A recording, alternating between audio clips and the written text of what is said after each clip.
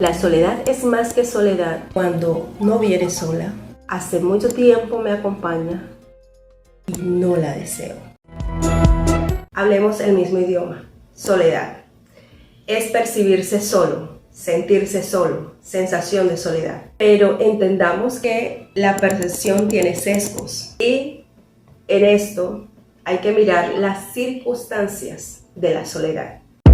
A todos nos pasa. Sí, es verdad, a todos nos pasa que nos sentimos solos, pero hay que mirar la edad. Según los estudios, entre más joven seas o más anciano seas, más solo te vas a sentir. Además de esto, el sexo tiene una gran influencia. Según los estudios, las mujeres son más propensas a la soledad.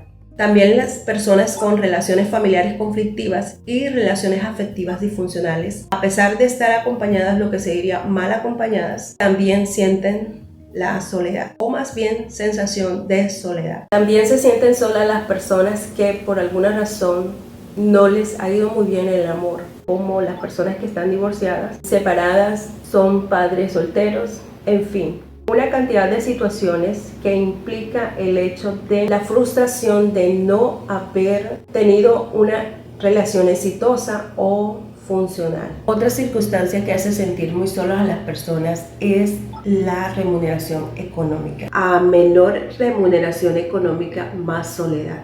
Según los estudios, muchas personas se sienten solas cuando no son lo suficientemente remunerados económicamente. Sin embargo, vemos el caso de Bélgica, donde los empleados son muy bien remunerados. Sin embargo, se registran tasas altas de depresión y ansiedad, y sabemos que la depresión y la ansiedad está correlacionada con la soledad o sentimiento de soledad. Algunas circunstancias hacen que las personas se sientan más solas. La migración es una de ellas, porque la persona en otro país puede llegar a sentir lo que se conoce como el síndrome de Ulises. Este tipo de depresión se refiere a ciertas circunstancias sociales, culturales, económicas, en las que la persona no puede sentirse que conecta, que hace conexión social, y ese aislamiento, porque hay unas barreras sociales y culturales que le hacen sentir todo un malestar, terminan sintiéndose muy solos. Las personas que por alguna razón les ha tocado aislarse, ya sea voluntariamente, entre comillas, porque algunas personas se aíslan por su propia voluntad, pero son causa y efecto de algunas modificaciones que tienen que ver con aspectos externos que nos afectan, como la adicción a las redes sociales. Y también los que lo hacen involuntariamente, que son las personas que son discriminadas. Estas personas muchas veces las aíslan, pero no es que ellos son los que se aíslan, sino que las personas las aíslan precisamente por el problema de la discriminación. La personalidad sí influye. La personalidad sí influye en el hecho que te sientas solo. Lo que valoran los estudios son neuroticismo, psicoticismo y extroversión. En esto se mira estabilidad emocional, cuán sociable eres y cuán irritable eres. Lo que se logró determinar es que introvertidos disfrutan momentos a solas y ellos son más en la parte endógena. Las personas extrovertidas van a sentirse más solas porque ellos funcionan y les encanta pues toda esta parte exógena, toda esta parte externa, y allí se sienten a gusto en lo social. Una persona extrovertida que esté pasando por alguna situación difícil que tenga que ver con aspectos de las relaciones sociales y afectivas va a sentir más la soledad. La soledad no es igual para todos. No es igual para todos. He tomado estos tipos de soledad de la doctora Daphne Cataluna, que precisamente ella explica o resume en 5 tipos de soledad, circunstancias como la ya descrita. En esto de identificar la soledad o tipo de soledad que estamos viviendo, es importante tener en cuenta que la circunstancia particular es precisamente eso, particular. Algunos casos las personas pueden estar pasando por una soledad transitoria, es un momento nada más, una relación de pareja que no está en su mejor momento, pero en algunos casos son personas que vienen con un tipo de soledad, por llamarlo así, crónica, en el sentido que estas personas vienen con relaciones familiares conflictivas, relaciones de parejas disfuncionales, y de hecho estas personas van por lo general a sentirse solas, o lo que se diría más bien mal acompañadas, y también por lo mismo comienzan a sentirse solas.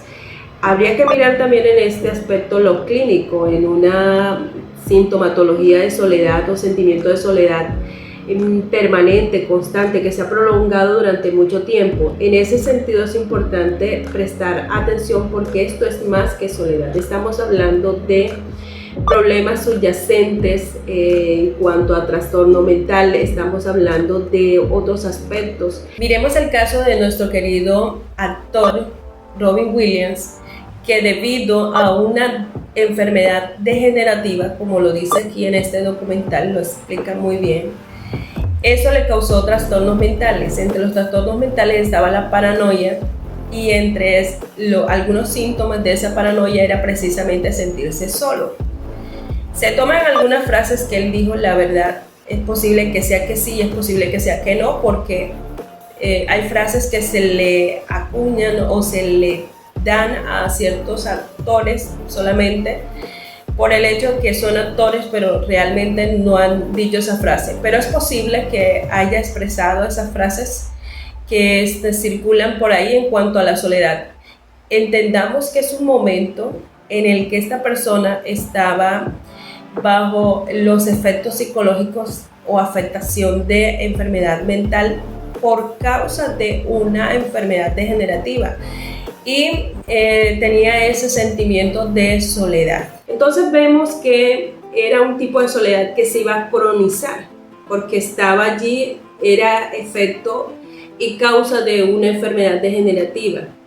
En este aspecto es importante tener en cuenta, hacer algunas valoraciones, como son mis relaciones familiares, mi relación de pareja, mis relaciones afectivas, mis relaciones con amigos, si soy fácil de conectar, porque incluso todo esto tiene que ver en eso. La soledad positiva hace referencia a recursos personales, hace referencia a situaciones puntuales en que la persona sanamente puede disfrutar de su soledad. Y por último, el tipo de soledad existencial.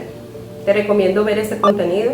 Allí hablo de la crisis existencial, y este tipo de soledad tiene que ver con la crisis existencial. También aprovecho para aclarar que no todas las personas que pasan por crisis existenciales se quitarán la vida. Esto tiene que ver con aspectos más complejos. Y en cuanto al sentimiento de soledad, en este aspecto de crisis existencial es importante entender que esos espacios, momentos en la vida en los que nos vamos a sentir solos van a llegar, porque hacen parte de nuestro crecimiento personal.